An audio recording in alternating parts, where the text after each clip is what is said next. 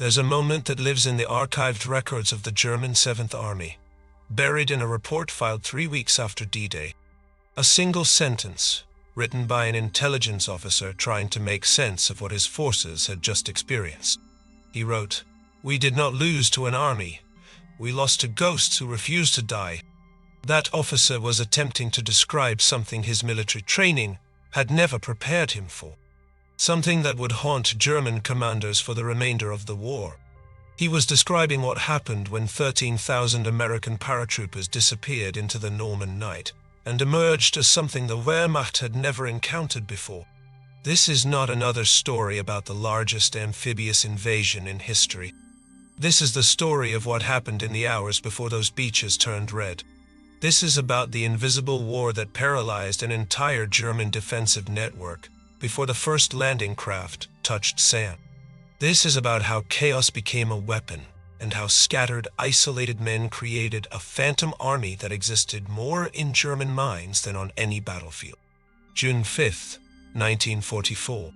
Across southern England, young Americans were climbing into transport aircraft, their faces painted with streaks of charcoal and oil. Many had shaved their heads into mohawk cuts, a gesture of defiance, a psychological armor against what awaited them. They carried over 100 pounds of equipment each. Weapons, ammunition, rations, grenades, explosives. Some carried items that had nothing to do with military regulations.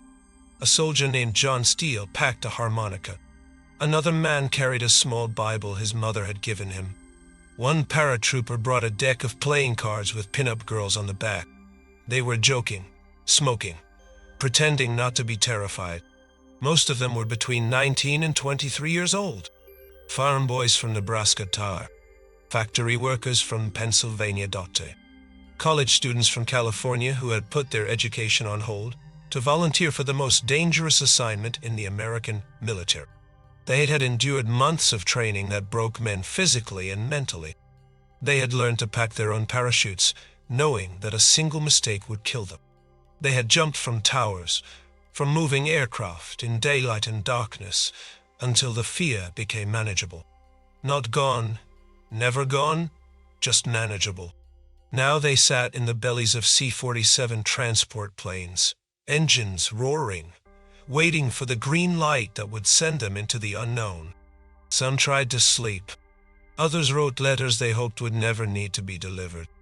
A few simply stared at nothing, their minds already in France, already preparing for what came next. The planes lifted into the evening sky over England. 400 transport aircraft carrying the 101st Airborne Division, 370 carrying the 82nd. They formed the aerial convoy stretching across miles of darkening sky, heading south toward the English Channel. Inside those aircraft, the temperature dropped as they gained altitude. The men shivered in their jumpsuits. The noise made conversation nearly impossible. Some men vomited from air sickness and fear. Others closed their eyes and prayed. They crossed the channel as darkness swallowed the world below. Beneath them, an armada of ships was moving toward Normandy, carrying the men who would assault the beaches at dawn. The paratroopers would arrive first. They would land in darkness alone behind enemy lines. Their mission was to seize key bridges, secure road junctions, and prevent German reinforcements from reaching the beaches. The success of the entire invasion depended on them accomplishing these objectives before sunrise. What none of them knew, what their commanders could not have predicted, was that their greatest contribution to victory would have nothing to do with the objectives listed in their orders. Across the Cotentin Peninsula, German soldiers were settling into what they expected to be another quiet night. The weather had been terrible for days. Rain, wind, heavy cloud cover. Every military expert agreed that such conditions made an Allied invasion impossible. The tides were wrong. The moon was wrong. Logic suggested the Allies would wait. Oberst Friedrich von der Heydte was not settling in for a quiet night. He was a decorated officer who had jumped into Crete 3 years earlier, who had fought across North Africa with Rommel's forces. Now he commanded the 6th Fallschirmjäger Regiment, German paratroopers assigned to defend Carentan. Von der Heydte was standing at the window of his command post when he heard the sound. At first it was distant, almost imperceptible beneath the wind. Then it grew. A low mechanical drone that seemed to come from the clouds themselves. Von der Heite had heard that sound before. Aircraft engines. Not a few. Not a squadron. Hundreds, dust. He stepped outside and looked up at the overcast sky. He could see nothing through the clouds. But the sound kept growing, a rolling thunder that made the ground beneath his boots vibrate. He knew immediately what it meant. The invasion was beginning. Not at dawn. Not on the beaches. Now. In the sky above his head. At 1:15 in the morning, the Pathfinders landed. These were specially trained men who jumped first, whose job was to mark drop zones for the main force following behind them. They carried radar beacons and colored lights. They were supposed to guide the transport planes to precise locations where thousands of paratroopers would drop in concentrated formations, ready to execute coordinated operations. The Pathfinders landed scattered across dozens of miles. The cloud cover that was supposed to protect the transport planes instead broke apart their formations. Pilots climbed or dove to avoid collisions in the darkness. Anti-aircraft fire from German positions added to the chaos. Green lights came on early or late or not at all. Men jumped into darkness with no idea what waited below. What followed was dispersion on a scale that turned military planning into fiction. Units that were supposed to land together came down miles apart. Officers lost their men. Men lost their officers. Equipment bundles containing heavy weapons, radios, and medical supplies disappeared into marshes, rivers, and German-occupied villages. A soldier from the 506th Parachute Infantry Regiment landed in a tree outside Sainte-Mère-Église and watched German soldiers pass beneath him in the darkness, close enough that he could hear their conversation. He hung there for 2 hours, motionless, barely breathing, until the Germans moved away and he could cut himself down. Another man came down in flooded marshland and went under with the weight of his equipment. He managed to cut away his parachute harness before drowning, but lost his rifle, his ammunition, everything except a knife. He spent the next 6 hours wading through chest-deep water, following sounds of gunfire, trying to find friendly forces. A third soldier landed on the roof of a church in Sainte-Mère-Église. His parachute caught on the steeple. He played dead, hanging there while German soldiers fought American paratroopers in the square below. He survived the night. The soldier in the tree survived. The man in the marsh survived. Thousands of others did not. By dawn on June 6th, American commanders were attempting to account for their forces. The numbers were devastating. The 101st Airborne Division could locate only 2,500 of its 6,900 men. The 82nd was in similar chaos. Individual soldiers were scattered across hundreds of square miles of enemy-occupied territory. The elaborate plans developed over months of preparation were worthless. The invasion's airborne component appeared to be a catastrophic failure. But something unexpected was happening in the German command structure. Something that would not become clear until after the battle, when captured documents and prisoner interrogations revealed the German perspective.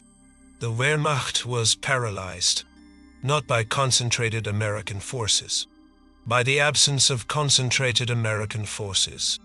German military doctrine was built on a foundation of order and hierarchy. Officers at every level were trained to assess threats, identify enemy objectives, and concentrate defensive forces at decisive points. This approach had worked brilliantly across Europe. It had crushed Poland. It had overwhelmed France. It had driven deep into the Soviet Union. The system required one critical element: the ability to understand what the enemy was trying to accomplish. On June 6th, the Germans could not understand what the Americans were trying to accomplish because the Americans were everywhere and nowhere. Reports flooded into German headquarters from across the peninsula. Paratroopers sighted near Sainte-Mère-Église. Paratroopers reported south of Carentan. Paratroopers landing near Volognes, near Montebourg, near Utah Beach, near Omaha Beach, near locations that made no tactical sense whatsoever. German intelligence officers tried to identify patterns. They studied their maps. They attempted to determine which reports represented the main effort and which were diversions. They failed. There was no main effort. There was no diversion. There were thousands of individual efforts happening simultaneously across terrain that was supposed to be under German control. The psychological impact was immediate and profound.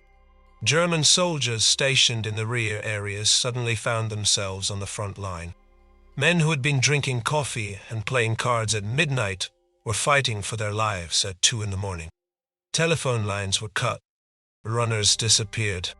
Radio communications became a chaos of contradictory reports and desperate calls for reinforcement. Local commanders made independent decisions to respond to threats in their immediate vicinity. This pulled reserves away from the beaches where they were desperately needed. German units that should have been counterattacking the Allied landings at dawn were instead hunting phantom paratroopers through the Norman countryside. The chaos claimed its first high-ranking victim before dawn. Generalleutnant Wilhelm Falle commanded the 91st Luftland Division, a unit specifically trained and equipped to fight airborne forces. Falle had been at a staff exercise in Rennes when the invasion began. He immediately ordered his driver to race back to his headquarters at Château de Bernaville. He needed to coordinate his division's response. He needed to direct his forces against the American paratroopers. He needed to prevent them from achieving their objectives. Falle never reached his headquarters. A group of Americans from the 508th Parachute Infantry Regiment had landed near the chateau. They were scattered, disorganized, missing most of their equipment. They had no idea where they were. They established a hasty ambush on the road approaching the chateau because it seemed like something they should do. When Falle's staff car approached shortly after dawn, the Americans opened fire. First Lieutenant Malcolm Brannan shot and killed the general as he tried to escape the vehicle. Falle became the first German general to die in the Normandy invasion. His division, the unit most capable of destroying the American airborne assault, was now leaderless at the moment it was needed most. This pattern repeated across the peninsula. German officers were killed, captured, or cut off from their units. The chain of command fragmented. Local actions took precedence over a coordinated strategy. The Wehrmacht found itself fighting dozens of separate battles instead of one coherent defensive operation. The American paratroopers, for their part, were improvising survival. Private Bob Niebels from the 508th found himself alone in a field, with German voices shouting in the darkness around him. He had lost his rifle during the jump. He had a pistol with 2 magazines. He spent 3 hours crawling through hedgerows, freezing every time he heard movement, until he encountered another American soldier who emerged from the shadows, shouting, "Don't shoot! Don't from Kokomo, Indiana! I forgot the password." Niebels laughed. Despite everything, despite the fear and confusion and very real possibility that he would die before sunrise, he laughed. That laughter captured something essential about the men who jumped into Normandy. They refused to be crushed by circumstances. They adapted. They kept moving.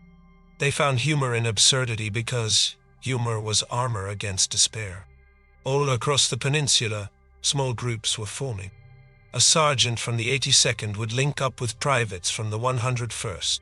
Men from different companies, different battalions, sometimes different divisions, came together in the darkness. Most had never worked together before. Many did not know each other's names, but they were Americans. They were paratroopers. That was enough. These improvised groups began moving toward sounds of gunfire, toward objectives they remembered from briefings, toward anywhere that seemed like it might be useful. They attacked German positions not because they had orders to do so, but because attacking seemed more productive than hiding. They seized roads, bridges, and buildings not because these objectives were in their operational plans, but because they were there and undefended. The town of Sainte-Mère-Église fell to American forces before dawn on June 6th. It became the first French town liberated by Allied forces. The capture was not coordinated. It was not planned. Lieutenant Colonel Edward Krause led a mixed group of paratroopers into the town center around 4 a.m. Most of his men had only pistols and knives. They had lost their heavier weapons during the drop. They attacked anyway. German defenders were killed or scattered before they could organize resistance. An American flag, carried by a sergeant who had kept it folded inside his jump jacket, was raised over the town hall as the sun rose over Normandy. This aggressive spirit manifested most dramatically at a location called Brecourt Manor. Lieutenant Richard Winters, a 26-year-old officer from Pennsylvania, assembled approximately a dozen men from various units at dawn on June 6th. His battalion commander ordered him to deal with a German artillery battery that was firing on Utah Beach. The battery consisted of 4 105mm howitzers, protected by trenches, and defended by approximately 60 German soldiers. Winters had 12 men. He conducted a quick reconnaissance. He studied the terrain. He developed a plan that used his tiny force's only advantages: surprise and aggression. He positioned men to provide covering fire. He sent a 3-man team to attack the first gun with grenades. Then he personally led an assault down the trench line connecting the artillery pieces. The attack succeeded through speed and violence. Winters and his men took the first gun, then the second, then the third. Reinforcements arrived from another company. Together, they captured the 4th gun. The entire action lasted approximately 3 hours. 23 Americans had destroyed a German artillery battery and captured maps showing every German artillery position on the Cotentin Peninsula. Those maps proved invaluable for subsequent operations. The suppression of the battery allowed troops landing at Utah Beach to advance inland with significantly fewer casualties. Winters was recommended for the Medal of Honor. He received the Distinguished Service Cross instead due to bureaucratic limits on awards. What made Brecourt Manor significant was not the medal. It was what the action represented. A junior officer, separated from his chain of command, with an improvised force of men from different units, had attacked a superior enemy force and won. He had done so not by following a plan, but by creating a plan in the moment based on circumstances and available resources. This happened again and again across Normandy on June 6th. Small groups attacking larger forces, isolated soldiers refusing to surrender or hide, men who were cut off, outnumbered and outgunned acting as if they had the advantage. The Germans could not comprehend it. Their military tradition emphasized survival when survival was the rational choice. An outnumbered force should defend. An isolated force should wait for relief. A scattered force should consolidate before engaging. These were not merely suggestions. They were principles derived from centuries of European military thought. The Americans ignored every principle. They attacked when they should have defended. They advanced when they should have retreated. They fought as individuals when their units disintegrated, and they fought as units when their leaders were killed. Von der Heite's 6th Fallschirmjägerregiment, elite German paratroopers, defended Carentan with skill and determination. They inflicted heavy casualties on American forces.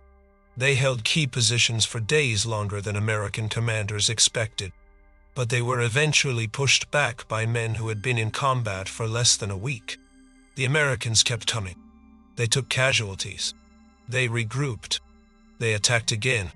Von der Heite's veterans, hardened by years of combat across multiple theaters, found themselves worn down by the relentless American pressure.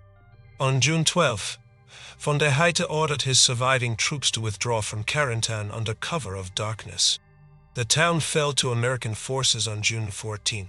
The Utah and Omaha beachheads were now linked. The American position in Normandy was secure. Von der Heite survived the war. He was captured during the Battle of the Bulge, after leading a failed German airborne operation behind American lines. In 1948, while held as a prisoner of war, he wrote a detailed account of his experiences for American military historians. In that account, he reflected on the paratroopers he had fought in Normandy. He gave them credit for courage and tactical flexibility. He acknowledged that they had surprised him repeatedly. But there was something else in his writing. Something that approached bewilderment. He had expected the Americans to fight like Europeans, to follow military logic. to make rational calculations about risk and survival. The Americans had refused to cooperate with his expectations. German intelligence officers compiled extensive reports on American tactics. They studied captured documents. They interrogated prisoners. They searched for patterns that would allow them to predict American behavior. They largely failed. American units did not follow predictable patterns because they were not trying to follow patterns. They were trying to accomplish objectives. When one method failed, they tried another. When conditions changed, they adapted. They were guided by goals rather than procedures. This goal-oriented approach was natural to American soldiers. They had grown up in a culture that emphasized practical problem-solving. The men who became paratroopers had spent their childhoods tinkering with machinery, improvising solutions, figuring things out for themselves. They brought that mentality to warfare. It drove their German opponents to distraction. Certain words appear repeatedly in German documents when discussing American paratroopers. Aggressive appears constantly. Unpredictable appears almost as often. German officers noted the quality of American junior leadership with something approaching alarm. In the Wehrmacht, decisions flowed from top to bottom that way. When officers were killed, units often became ineffective. American units operated differently. When officers died, sergeants took command. When sergeants were unavailable, corporals stepped up. Even privates made tactical decisions that in the German army would have required approval from far above their rank. This decentralized approach confused German defenders. They could not decapitate American units by killing their officers because the units kept fighting under whoever remained alive. Fallschirmjäger Erwin Schmidtke served in the 91st Parachute Regiment during the Normandy campaign. In a post-war interview, he recalled facing American troops near Hill 192. He called them madmen. He described spending a night in his foxhole, listening to Americans moving through the darkness. A German soldier in a nearby position was killed silently, throat cut. Schmidtke spent the rest of the night trembling with fear, unable to see his enemy, knowing they were somewhere in the darkness, waiting. This was psychological warfare of the most primitive and effective kind. The Americans had learned to fight like hunters. They moved at night.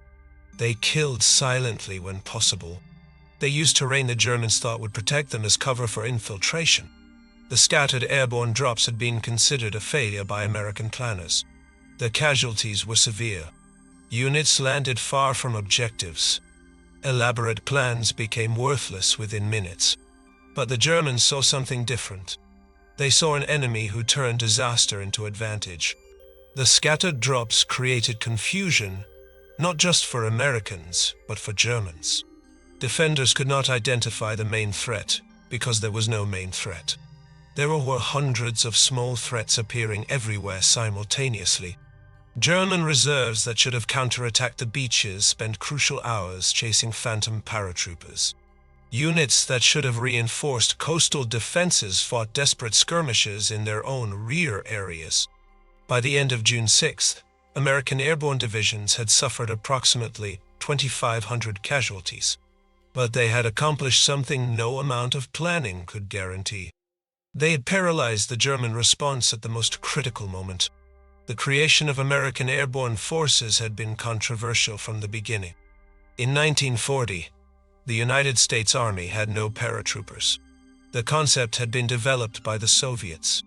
The Germans had used airborne forces with spectacular success.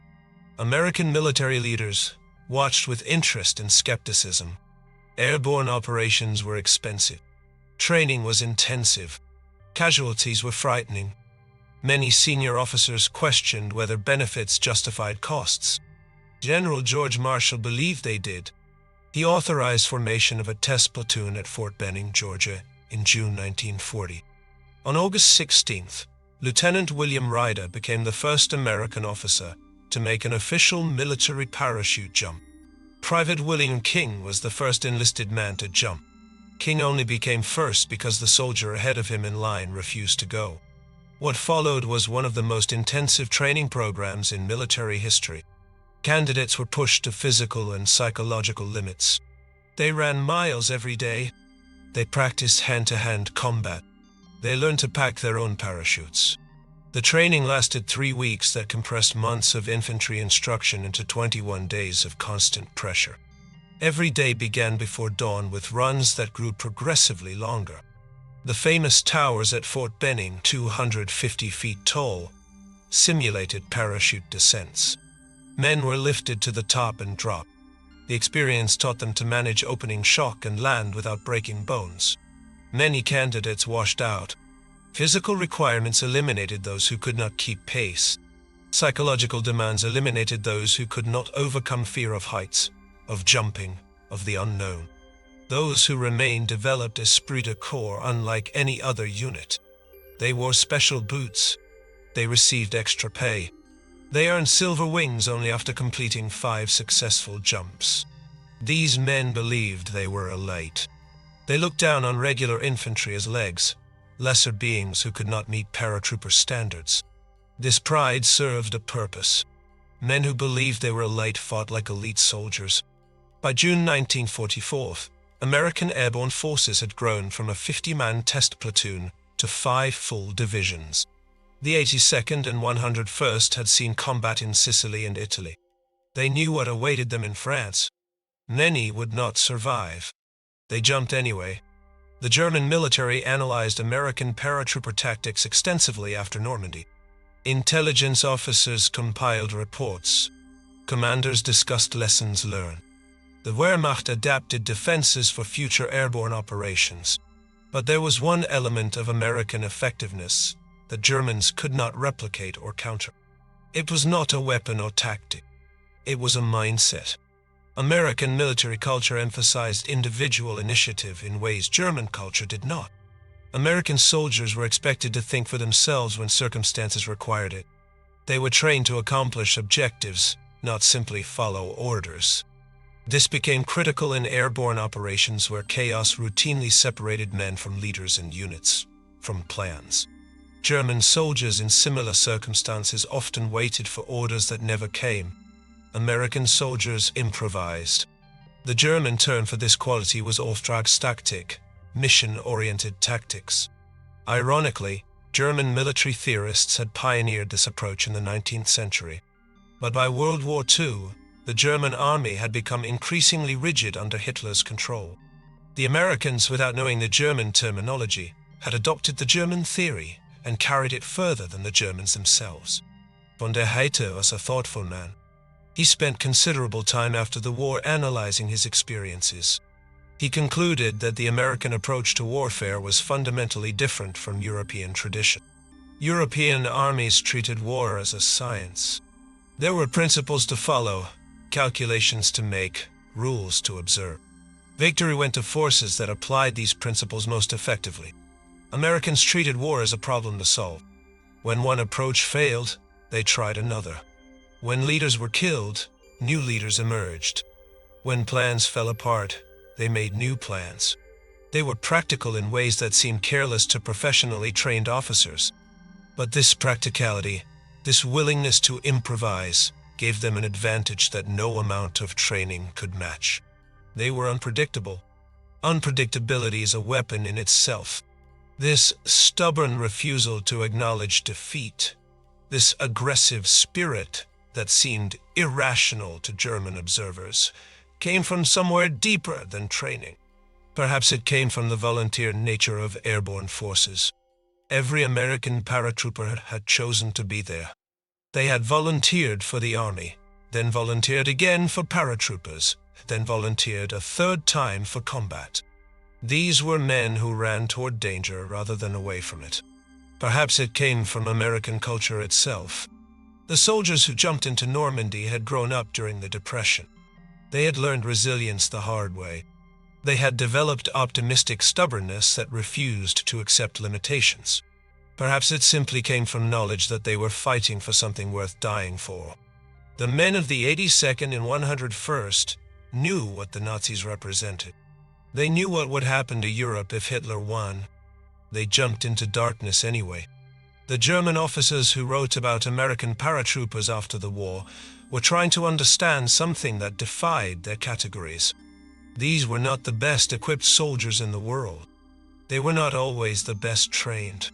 They certainly were not the most numerous, but they were something the German military had not encountered before.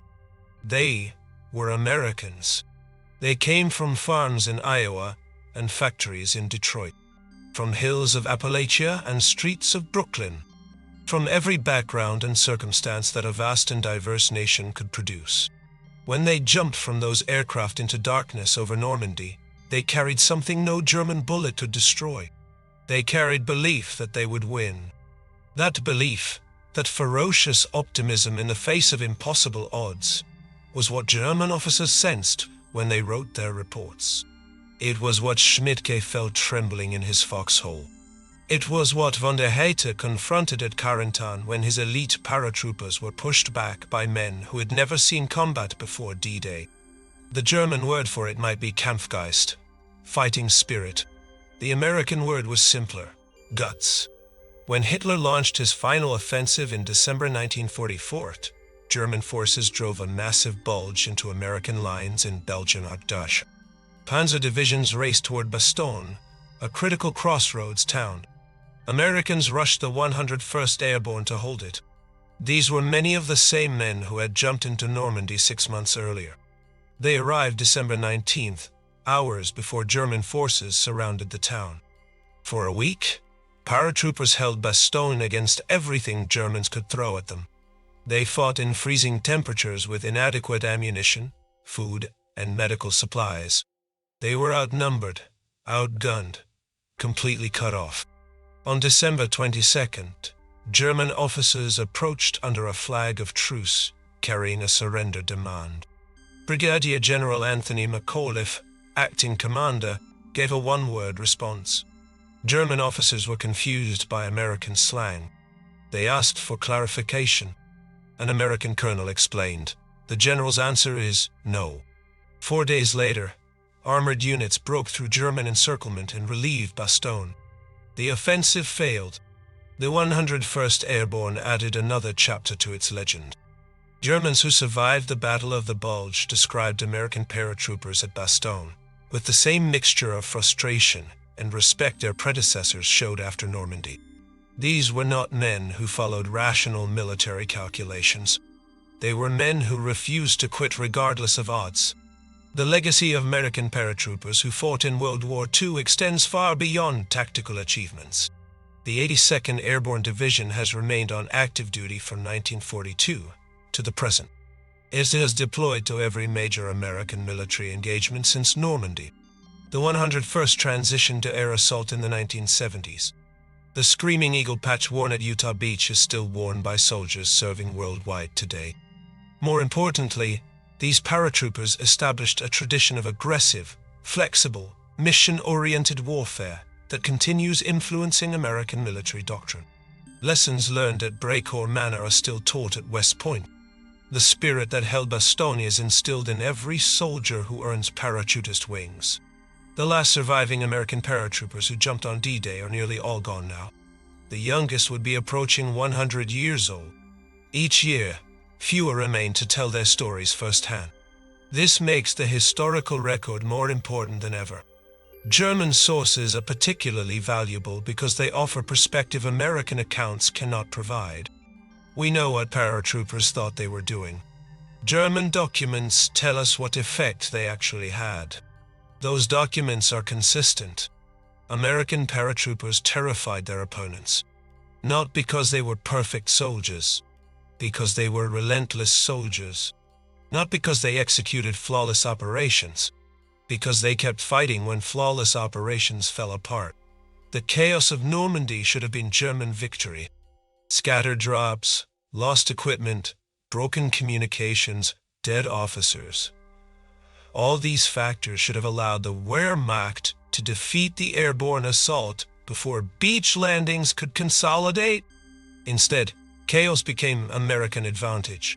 The very factors that should have defeated paratroopers became factors that paralyzed German response. This transformation of weakness into strength is the central story of American airborne experience in World War II.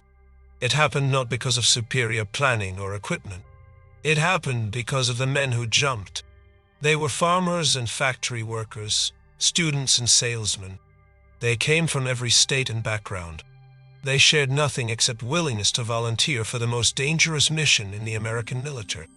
When they landed in Normandy, when everything went wrong, when plans fell apart, and darkness swallowed them, they found within themselves a capacity for improvisation and aggression that no training program could have predicted.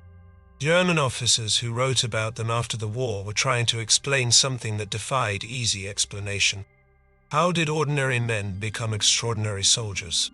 How did scattered groups become effective fighting forces? How did chaos become victory? Answers are not found in military manuals. They are found in the human spirit, in determination that refuses to accept defeat, in adaptability that finds solutions when problems seem insurmountable, in courage that acts when acting seems impossible. These qualities are not uniquely American. They appear in soldiers of every nation in moments of crisis. But in June 1944, in fields and hedgerows of Normandy, American paratroopers demonstrated them with consistency their German opponents had never encountered. The result was victory that changed the course of war and the course of history. Decades after, veterans of the 82nd and 101st began returning to Normandy. They came to visit graves of fallen comrades. They came to walk round where they fought. They came to remember. The people of Normandy welcomed them. The French had not forgotten. In towns like St. Mary-Glise and Carentan, streets were named after American soldiers. Monuments were erected. Every June, the American flag flew alongside the French tricolor. These aging veterans were treated as heroes. Children brought flowers. Adults shook hands. The French understood what had been sacrificed to liberate their country, but veterans themselves often seemed uncomfortable with the word hero. When asked about their actions, they typically deflected credit. They talked about men they served with. They talked about ones who did not come home. They rarely talked about their own courage. Dick Winters, who led the assault at Brecourt Manor, became perhaps the most famous paratrooper after publication of Stephen Ambrose's book Band of Brothers and the subsequent HBO series. People wrote to him. They asked for autographs. They called him Hero. Winters died in January 2011 at age 92. In one of his final interviews, he reflected on the title others had given him. "I was not a hero," Winters said. "The real heroes were the men who did not come back." This modesty was characteristic of the generation that fought World War II. They did not see themselves as exceptional. They saw themselves as ordinary people called to do extraordinary work. Perhaps that was the source of their strength. They did not believe they were special. They simply believed they had to do what needed to be done. German officers who faced them in Normandy might have been surprised to learn how Americans viewed themselves. The paratroopers who seemed so fearsome, so aggressive, so unstoppable, were often scared young men who kept moving forward because they did not know what else to do. The courage was real, but it was not courage of men who felt no fear. It was courage of men who felt fear and acted anyway. Courage of men who looked at impossible odds and decided to try. That kind of courage cannot be manufactured in training camps. It cannot be ordered by generals. It can only come from somewhere inside the men themselves. Germans recognized it. They feared it. Ultimately, they were defeated by it. There's a moment that lives in archived records. A single sentence written by a German intelligence officer 3 weeks after D-Day. "We did not lose to an army. We lost to ghosts who refused to die." He was describing what happened when 13,000 American paratroopers disappeared into the Norman night. When they emerged from that darkness, they had become something no military doctrine could predict. Not an army, not ghosts. Something in between. Something unstoppable. Men who jumped into darkness and landed everywhere. Men who turned chaos into victory. Men who refused to quit when quitting seemed like the only rational choice. American paratroopers on D-Day. They changed the world by refusing to accept that change was impossible.